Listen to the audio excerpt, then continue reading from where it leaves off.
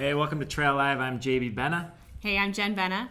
And this is our first episode, and we are broadcasting live out of our Reno, Nevada studio, just 50 kilometers from Squaw Valley, the start of the Western States 100 and the birthplace of trail and ultra running. Which it's the 40th year for Western States. 40th year for Western State. Yeah. And in its 29th year was the Silver State 50 miler, which we filmed this year right here in Reno. And we had a crew out there, including Jen. Yeah, I was out there with Eva, who's our daughter. She's an amazing cinematographer. Yeah. And I was running very successfully, as you'll find out later in the show. How'd that go for you? Very well, as most of my races do. And anyway, right now we've got John, Trent, and Lon Monroe. John is the president of the Western States 100-mile endurance run. Lon is the volunteer coordinator for Western States, and they are both the race directors, so enjoy this segment. Well, you know, So today on the Trail Live, we've got John, Trent, and Lon Monroe, both Reno ultra runners, and we've got them on the show today to kind of talk a little bit about the history of Silver State as a race here in the Reno Tahoe area, and as well as just kind of the old school and kind of grassroots nature of ultra running and kind of how they got involved in it. So I don't know who wants to go first, but maybe John, you can talk a little bit about how you got into ultra running and the Reno Tahoe scene and Silver State. So sure, JB. Thanks for having us. First of all, Silver State is a race that's been around for almost 3 decades, and so that at that time I was just a road runner, and I'd hear about these crazy people that would go out and do these mountain runs, and it just seemed absurd to talk about running up Peavine Mountain and then going up to Boomtown and then climbing up into the Carson Range and then Hunter Lake and all that. So I stayed away from that for a while. But then, probably the mid-1990s, I was a sports writer at the time at the Gazette-Journal. Started writing about some of the different personalities who were a part of the scene here. Joe Brandenburg, Roland Martin, who was one of the founders of Silver State, a few others. Went out, did some stories, just like the things you do, you kind of immerse yourself in that. Next thing I knew, I was out there running with them, pacing them and doing other things like that, and decided, well, I should try maybe some of these runs too. And next thing I knew, I was running Silver State and then running Western States, and that was 1997. So 17, 18 years I've been involved with the sport, and it's just, it's been the most enriching and satisfying 17, 18 years of running I've ever had. It's been great. The community, the people are just wonderful.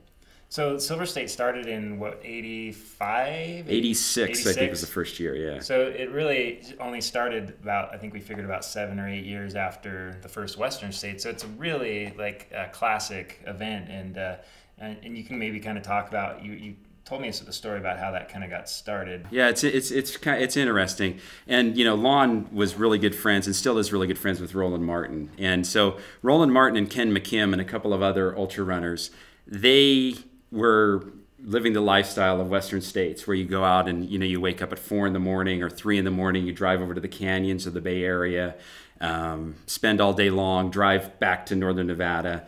And it's great, but it also gets to be a bit of a grind. So all of those ultra runners kind of decided, well, we have really good trails and really good mountains here. Why don't we have a race in our own backyard, so for at least once in our lives, we can wake up at a decent hour, put on a nice event, and have it here. And they went out. A lot of the trails that were part of the course were training routes that Roland used, because he was a very high-level runner himself. He ran all the big hundreds throughout the country. Ken McKim and his wife Dee was training for Western States. All these training routes that they had used, they incorporated into the race. And from that, was really born a very challenging, but also very fair and good course and good event. And Roland is a different kind of guy, and Lon has run much more with Roland than I have, and it's funny because Roland is kind of a little directionally impaired sometimes, but here he designed this wonderful course which makes total sense. But if you ever go on a run with Roland, there's a good chance you might get totally lost. So Lon, tell me about how you got started. I mean, it sounds like you were maybe new. John and I really started about the same time. I was a road runner also, and I had run Boston, the 100th Boston, and came back, took a little time off, and got a call from. I called my old running partner. I said, "Okay, it's time to start running again." She said, "Well, we're not running marathons anymore." I said, "Okay, what are we running?" She said, "We're running these things called ultras. We're going to run Western States." And I said, "You're out of your mind. Who wants to run 100 miles? That's crazy." So right after that, we started running. We started running with some trail people. And first thing you know, we're pacing some people. First thing you know, we train. And first thing you know, we run on a sly and we qualify for Western States. Then we put in for the lottery and we get drawn. And I'm going, now I'm really in trouble because I got to run this thing. And the running partner I had moved to Fresno and never ever ran Western States. So she gets me into trail running. I get into Western States and then she leaves. So I had another running partner. We trained and I ran my first Western States. And actually, I met John in Squaw Valley when we were getting ready to run Western States, and he did a piece on newcomers to Western States and running in the snow and all that stuff. Because the year we ran, which was 97, was 98. It was 98. The snow year. Yeah, it was 98. Yeah. It was a snow year, and it was 23 miles of snow. We ran all the way to Duncan Canyon in snow. Then we got off the trail and ran 9 miles on pavement uphill to get back on the trail. So it was kind of an interesting introduction. So yeah, that was my introduction. And there's a saying Ann Trayson has that's pretty true. He said, once the dust of the trail gets in your blood, it's in your blood, and that's kind of what happened with me. And I've been involved ever since. Right. And you've finished Western States 7 more times after that, correct? Yeah, I've run it 8 times and finished it, and John has 10. Very cool. Yeah. So, what do you think the difference is between, with the era that you guys got involved in ultra running and kind of the newer era? A lot more people are starting to get involved in the sport. I mean, we're all probably kindred spirits of sorts, but I'm sure it was a little different back then, not as well charted, I guess. There's a lot of differences, really. One is the runners today have better information. They know how to train better. They know how to eat better. They have more things at their disposal to become a better runner. And they've seen what we've did in the past, which we saw from the original guys, how to do it a little different. And they're better trained. They're better trained. They have better equipment, and the finishing rate will prove that they're now they're also softer in a way. I mean, John and I used to go out and run. When we ran, we went out and run, we'd have 100, 120 mile weeks. And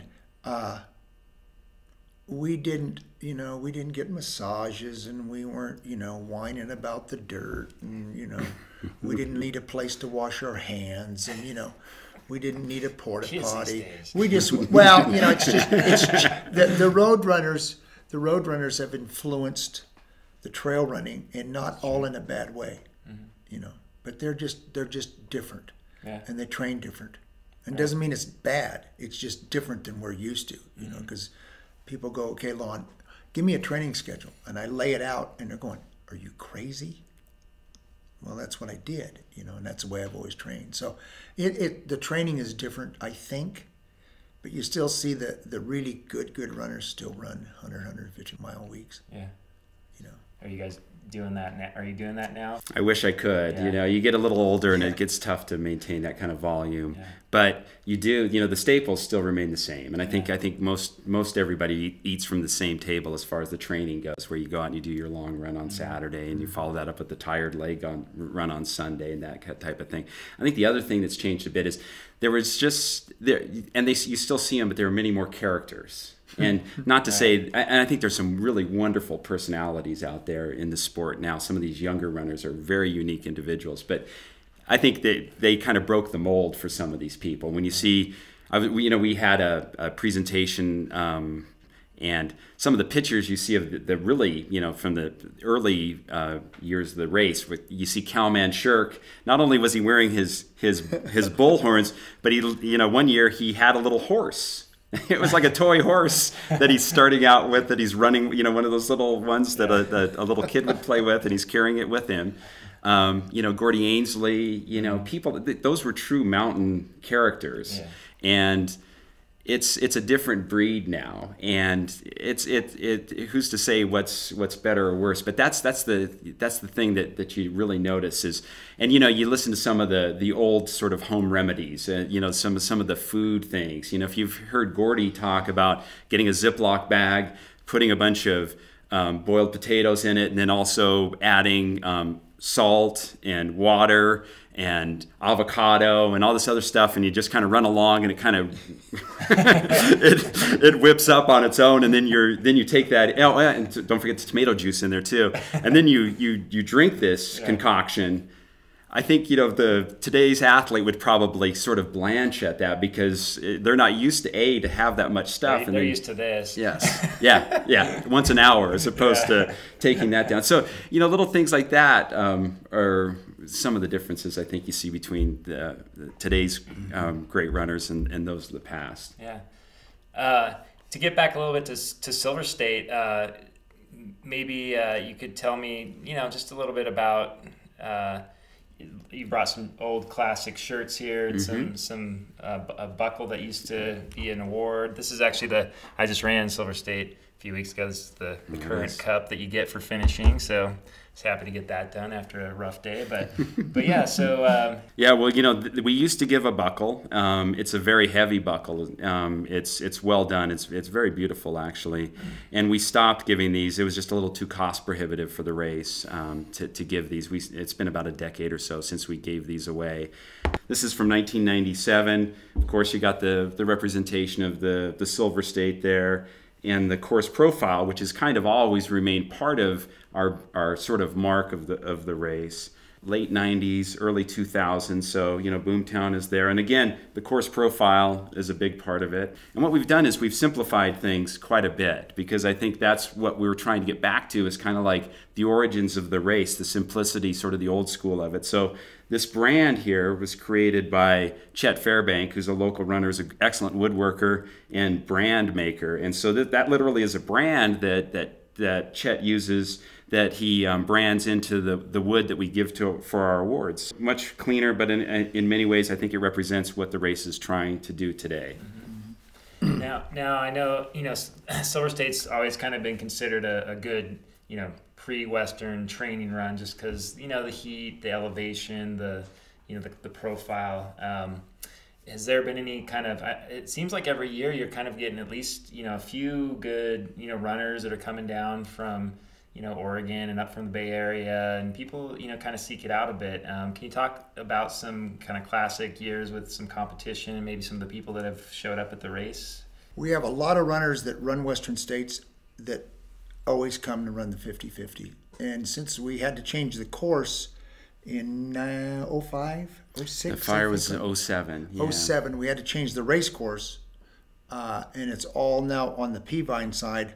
It's much hotter, and it's actually as tough, if not tougher, than it used to be. It gives you everything that is on Western States. It's tough, it's hot, and you get huge climbs, which is exactly what they're looking for. And they, I mean, Tim Tweetmeyer, who won Western States 5 times, said it's a perfect training run for running Western States. So that's what they, you know, that's what they like. And a couple of the kind of notable years, 1994, Ann Trayson came and ran and won the whole thing. She ran 7:29 on the old course, and that was a phenomenal effort. She beat Joe Schlereth, who was another really good top 10 runner at Western States, beat him by 30 seconds that year. That's an incredible mark. You know, Joel Vaught has come and run in recent times and done really, really well. Joel's still about a half hour away from what Ann ran 20 years ago to win that race. Carl Anderson, Ann's ex-husband, who was also running in that era, he ran under 7 hours on the old course, 6:52, which is, again, an incredible mark. And then maybe the best mark of all, Sean Crom, a runner that maybe a lot of runners nowadays don't know but should know. Sean lives here in Reno. He's an engineer. He's in his mid to late 50s. He was as good as anybody in the country. You know, he won the Corbett Award as the top endurance, top ultra runner in the country. Top 3 in Western States a couple of different times. He ran the 50K course, the old 50K course, which was actually 34.5 miles. He did 4:39, I think it was. And, you know, so the course record on the Peavine course is like 4:02. Yassine Daboun ran 4:02. But Sean's record, if you dissect it, it's about 4 miles longer, much more difficult. And the thing that's amazing about that record was, he used to run down from Hunter Lake to the finish at the Collin Club. It's, for those who don't know, it's 8 miles of just incredibly technical, rocky, just horrible downhill running.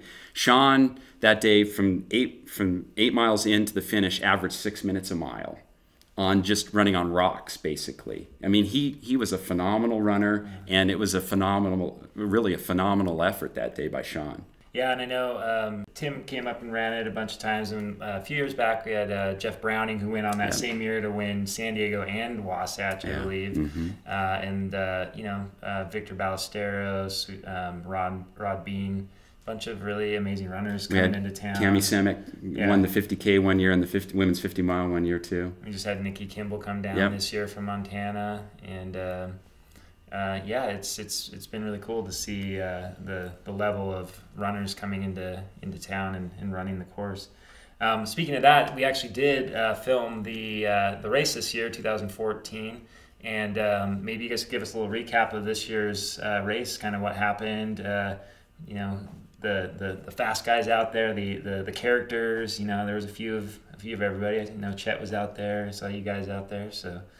What happened this year? At the front of the race this year, we were really happy with having, as you mentioned, JB, having Nikki Kimball come out this year was phenomenal. And she ran a really great race. And having, I'm 51 years old, having a fellow over 50 athlete, Jean Pommier, win the men's race. And Jean's an incredible runner for not only just his age, just for any age. And he ran an incredibly smart race, showing that, if you're a little old, sometimes wisdom does have some advantage. And he did a really great job. And they were just wonderful afterwards. It was really cool to hang out with them afterwards. Good people. Yeah, absolutely. I had a good time. I actually ran with Eric Skaden quite a bit. He's from Folsom, but he's a kind of an old-time Western States guy. He actually got second place at Western States. I think it was in 2007.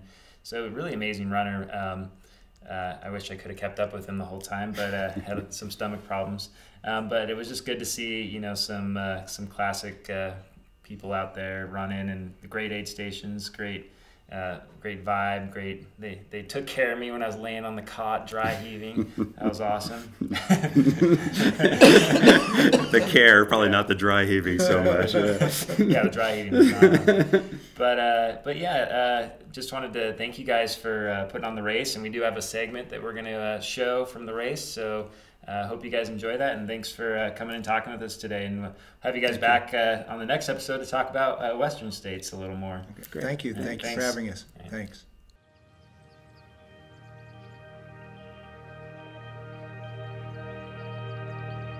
The views are amazing, so it's very exposed. This is a tough one. You've got a long climb, long descent. It is exposed, and it can be very kind of sweltering. A fairly tough course. I like the big climbs, and the long descents are hard on me. It seems so old school ultra. I mean, it seems like the races I was at 15 years ago. It's a rugged course.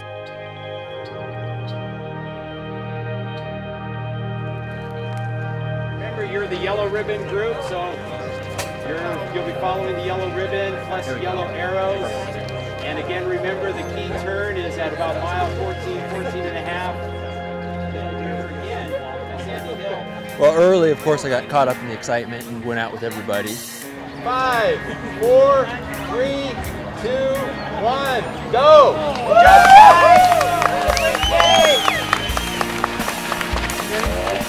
And so I took it easy at the start, and the Shikara actually took the lead.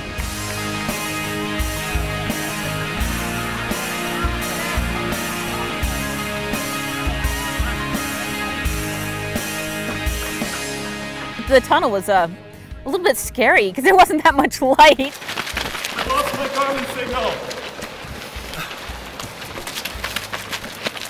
It was going pretty good. I was trying to hold back early, and there was a guy running really strong on the front. You know, I knew Chikara would, you know, he's run 7:07 on this course, and you know, it's just like, well, just try to not go with Chikara and, you know, too early. Bob Shebest was second behind Mark Davison. So Mark, Bob, Chikara, and Stephen, and another guy. So I was, yeah, 5-6. I started the day all right. I didn't feel real strong early on and thought it was going to turn into a long day. I started to really feel like I wasn't going to be very strong today and was struggling to keep up. I passed Chikara and two other guys before the summit. The first aid station, mile 12. Kind of came in on first place there, so I took off out of the aid station. I was in first at that point. I could see Bob like 2-3 minutes ahead in some sections, and I decided not to push. Somewhere between that aid station and the next is when I got my little breath of life and decided to go with it, and then just continued to feel better and better from there.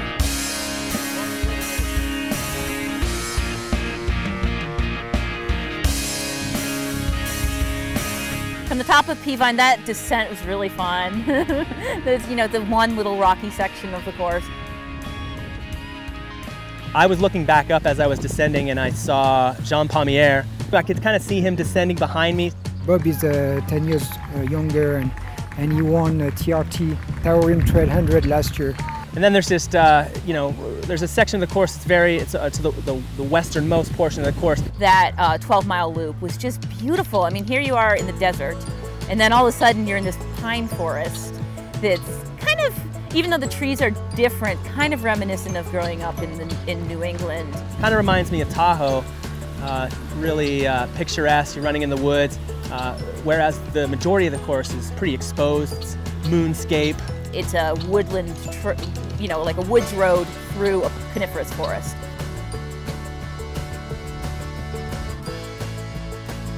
You know, I got about mile 27, we got up to Ranch Creek aid station, and I had a bottle there in my drop bag.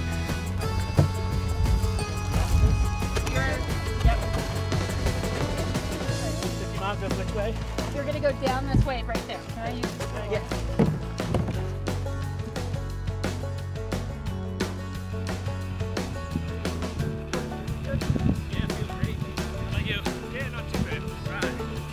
So I kept pretty much, I mean, I was kind of catching up on the way up, and then he was putting in a minute or so me on the way down. I felt great from just before the aid station there around 23 all the way down to the river. You end up running all the way down to Riverbend aid station, closer to Interstate 80, and then you know you got to turn around. And then at the turnaround at mile 31, so he had 4 minutes on me. And then after that, it's like 6 miles at about 3,000 feet elevation. That climb up from Riverbend to the top of Peavine Summit is no joke. It is for real, and you know, I don't know if there's really anything like it. So you just have to bend forward and and hope it's going to be okay. So, and I was actually gaining on him. Although we were both, walking some sections, I was like 3 minutes behind him. And then coming up from the river, I still felt fairly strong. My legs were starting to hurt, but I was able to run a good chunk of that climb. I couldn't have gone a whole lot faster anyway, and I just stayed. But staying within myself was the right thing to do.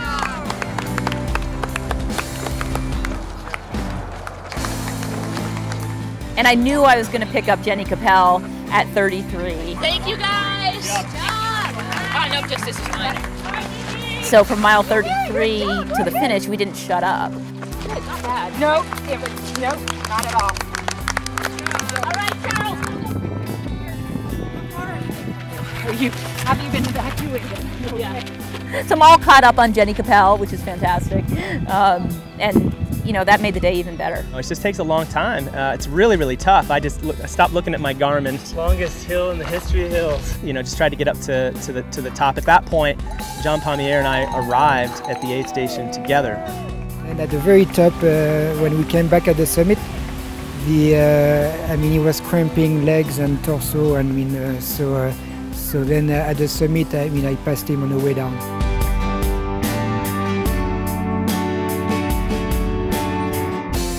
I was like, you know. By the summit, my legs were really starting to hurt, and I was thinking it was going to be damage control all the way in. And I was counting the miles and checking my watch constantly. I was really quite tired.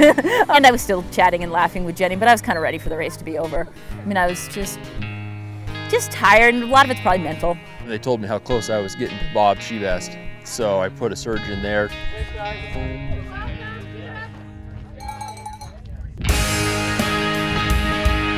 I started pushing harder and saw him probably a mile or so later, and I decided that was my chance if I was going to try to make a move, so I pushed hard to catch up to him. Another guy caught me, I think, at like mile 47. It's like, well.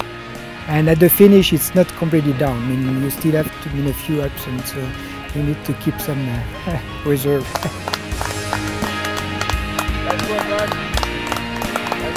right, John! First 50-miler! Great job. Coming into the finish was a great feeling, a lot of fun, nice end of the day. Woo! Good job. There you go. Ran into, you know, the finish line in third. Only like tough Frenchmen like John Pommier and men run this race, and really tough women. I had a blast, and the course was beautiful, and I just, you know, and it was just fantastic.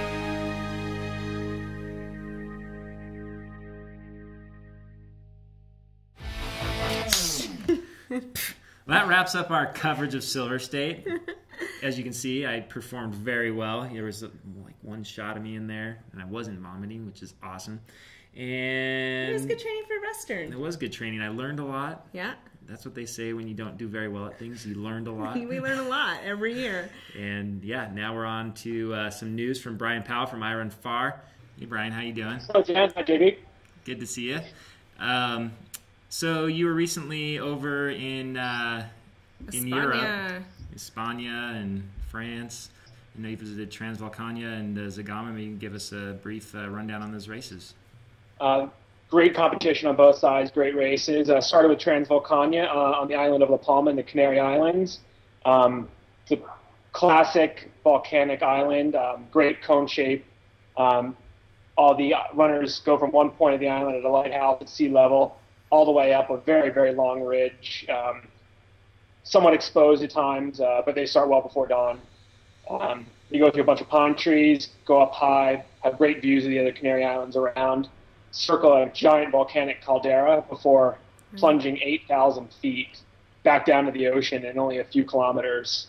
And then they have to climb back up to one of Los Llanos, one of the towns on La Palma where the race finishes. Right. So take us maybe through the men's competition for this year and walk us through what happened.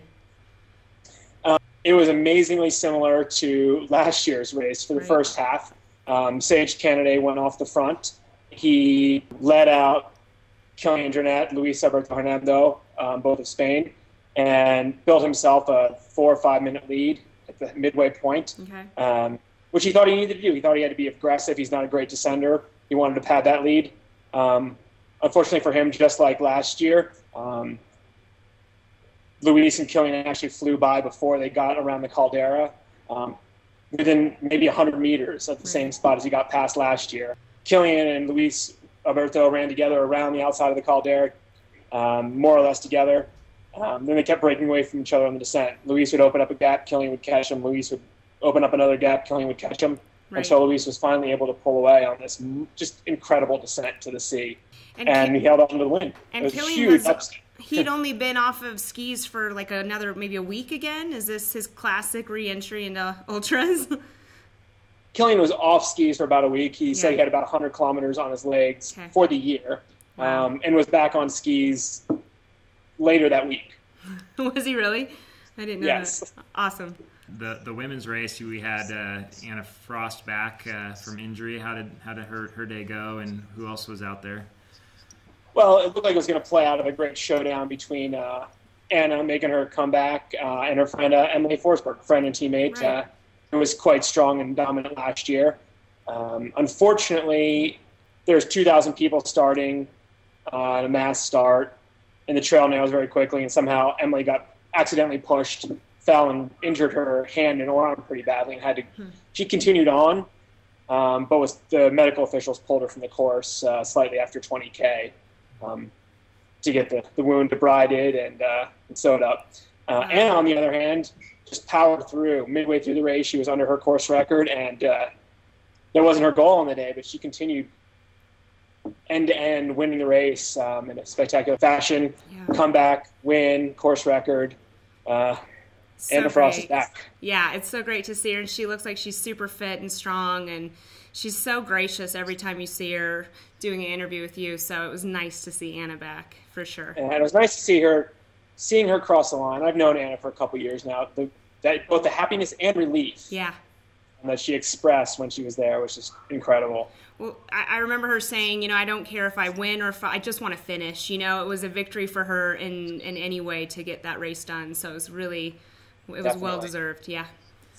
Now, we were out there last year at Transvulcania with Bryon, and maybe you can explain a little bit about the scene. La Palma. It's a very different scenarios, type of race than what we see around here. The Canary Islanders love trail racing, and the folks of La Palma in particular.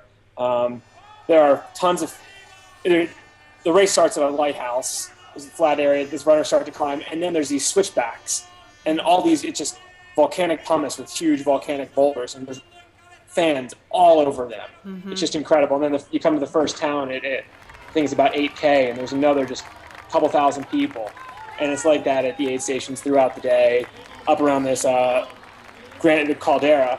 It's a long stretch, and there's just fans up there, right. Just out having picnics, drinking beers.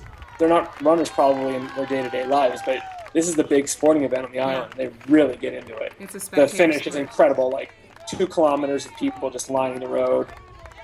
It's better than the Boston Marathon, some might say. I mean, you've never seen anything like this, so it's pretty awesome. Yeah. Yeah, it's interesting how fanatic the Euros are about ultra running. Maybe it's just because we can't get the numbers over here because of permits and things, but I don't know. They just really know how to put on an event. It's not just a race; it's an event. And it's not. That's a good point. It's not just a race. Yes, there's 2,000 people running, and but they also make it an event for the people. Right. There's music. At the start they're playing music, but also at the finish there's music. There's an award ceremony. There's food. It's a real festive atmosphere, and I think that's for the big races that want to be big in the U.S. anyway. I think that's something that can be learned, is to really how to further incorporate all the people besides the racers.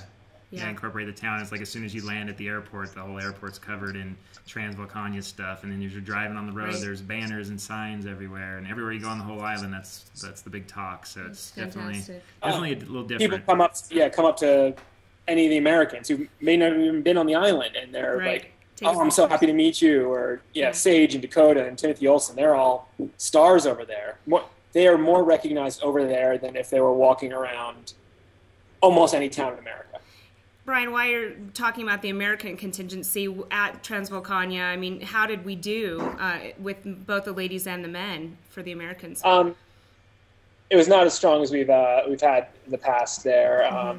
Well, on one hand, Sage was once again third, almost blow by blow as it was last year, so that was really impressive. Timothy Olsen and Dakota Jones didn't have their best days. If I recall correctly, they're both sort of back half of the top 10. Right. A bunch of other Americans in the top 20, 25 on the men's side. Chrissy and Jody. Jody went out hard. Yeah. As she is wont to do. Yeah. And it was her first 50 miler, if I'm remembering correctly. And it's a big first she definitely paid for it later on. But probably learned a lot. No, she ran Lake Sonoma. Oh, that's right. You're right. But she's still new to the 50-mile distance, and she was aggressive and fell back later on. Chrissy was, again, the back half of the top 10. Strong race, typical Chrissy fashion. She wasn't going gangbusters at the beginning, and just ran her smart, consistent race. Right. Just ran out of terrain probably for Chrissy. If they had turned her around and run her back, that's right, to the start, she probably would have been on the podium. I agree. That's Chrissy's style. Awesome. So then a week later, you get to hang out and go over to Zegama, and tell us a little bit about that race and kind of you're back on mainland Spain, and you're kind of up in the mountains in the Basque region. Is that right? Yeah. This year some years in the past it has been 1 week after Transvulcania. This year was nice in that it was especially for the runners 2 weeks after. Okay, perfect. It is up in Basque Country, little town of Zegama. And there are not Rocky Mountains style mountains, not huge mountains, but there's nothing flat. It's all hills, and there's a couple 1,000-foot mountains. And beyond that, the trails there are more technical than you will have seen over here in the U.S. almost anywhere. It's brutal, super steep climbs, super steep descents. It seems like it's always wet there. So not only do you have really rocky, super steep descents, they're wet rocks. Right. Or they're mud. And I have to say the Basques seem a little crazy in a good way. Both the runners, they have no fear. They just let it go on the descents. Yeah. There's tons of runners. There's lots of great Americans and Europeans and all that I do know. And then there's these Basque runners that I've never heard of before. They're men and women up in the top, mixing it up in the top 5. It's incredible. And the fans are even crazier. They're out there in the rain at 9 a.m., out in the middle of nowhere, like a 45-minute hard 4x4 drive, and then they walk another 2 miles up the mountain. Nice. With an aid station of sandwiches and beer and cider and wine at 9 a.m., let me remind you. Yeah. Everybody's having a good time out there. Right. So for that race, it was another showdown between Luis and Killian. Take us through what happened there. That's amazing. Well, Killian's just a master at running Zegama. He's won this race many years in a row. He had a year off from there, and then he won it the 2 years before that. I think this might have been his 7th victory this year. Wow. But it was him, Luis was the storyline. But Marco de Gasperi showed up in shape, and he's challenged Killian for as long as Killian's been running these things. So those two took it out, unsurprisingly. Marco's an aggressive runner, and he pushed Killian. They opened up a gap. Luis was with him early, but fell off. When I saw him around the halfway mark, he had fallen back to 8th place. Okay. Looked fine, but a couple-minute gap. He didn't let that stand. He found a second win and closed real hard, and Killian set a new course record. Amazing. Marco was shortly behind him. Luis was shortly behind after him. Either 4 or 5 men's runners went under the old course record. Wow. And if you'd seen the rain in the days before, you would have thought, no way. No one's even coming close to a course record. The weather on race day was overcast for the most part. It was damp. They're on and off light rain. It wasn't pouring rain as it had been some of the previous days. Cool. I'd say 50 or less. But I guess it was great conditions in the end for the run. Yeah. Killian really, after the race, focused on how much the competition pushed him. Not just having Luis there, but also Marco and all the other guys behind them. So it was a really special day on that front. The women's race was even more dynamic. Yeah, I was just going to say, it was a U.S. women's showdown, really. It was. Emily went out hard in the start, and I was up there. But she had just had the stitches out on her hand and was very tentative on the descents all day. And there's the largest descents are at the end, but there are some intermediate ones. So she was not taking chances. And she's a tremendous downhill runner. Right. So Stevie Kramer and Casey Enman led for a good portion of the race, back and forth. Eventually, Stevie pulled away in a convincing fashion. Casey had been in the lead, and it looked like she could have held it, but she ended up fading as Alyssa Desco passed her. Some of the Basque runners. It was just she's just coming off pregnancy, and this was her first jump in at the deep end in terms of competition. And she shows she can race for the top Euros. She just needs maybe a couple more weeks of training, and she would have been right up there the whole race. Right. And Stevie, it was so fun to watch your interview with her because she's so honest, and I just love, what she has to say about the race and how she kind of, she thinks about and conceptualizes the race for her. It's about, you know, being gracious and social, and she was so supportive of Casey being out there and was surprised, frankly, that she won, wasn't she? Yeah, and both of them said to me after the race that they were encouraging one another because they did yo-yo back and forth. Right. Whenever they passed the other, it was encouragement, support. I mean, I think you guys have been doing ultras long enough that that's the case with whether you're the back, middle, or front of the pack. Yeah. You want your friends to do well. Yeah. Of course, you want to do the best you can, but of course you want to beat them sometimes. That encouragement was definitely there. Nice. But I hadn't met Stevie or Casey before, and it was really great to see them. Lovely women, for sure.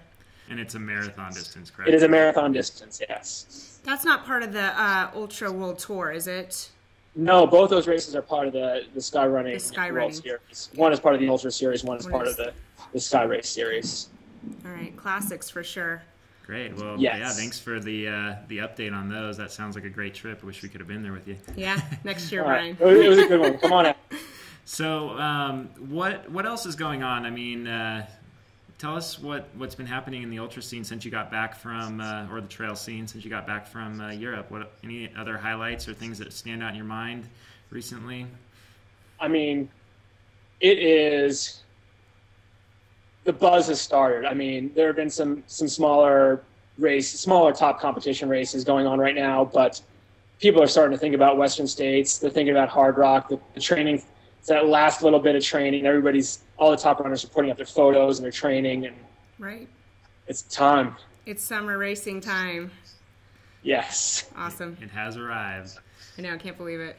Great. Well, thanks for joining us today, Bryon, and we look forward to having you next time. We're going to actually do a Western States preview and get all the insight from Iron Far on the competition. And big day. Yeah, it'll be good. Yeah. Thanks again, Bryon, and we will be right back. My pleasure. Okay, guys, welcome back. That was fun talking to Bryon. He had a lot of fun in Spain, I think. I want to go back next year. Do you? I'd love to go back. Yeah. In fact, I'm going to spend the rest of my life in Spain. Maybe on the beach. Sangria. Not running. La Palma. La Palma. Love it. Anyway, something's coming up next. No, it's not. We're done. We're done. That was our first episode. We almost made it through the episode without blowing it more than 6 times, which is amazing. We've never done it that well before. So good. We are on a roll, and come back next time to see how much of a roll we're on. Sure, I would ask for comments, but I know I see you over there. You're going to give me just a negative comment. You're going to not say something about my hair or my shirt. Or the fact that my belly's or big. She's what? Pregnant. Not training very much. Or that we're not funny. Because we're not. We just don't know what we're doing, so that's just happens that way. Thank you, and see you next time. TraiLive.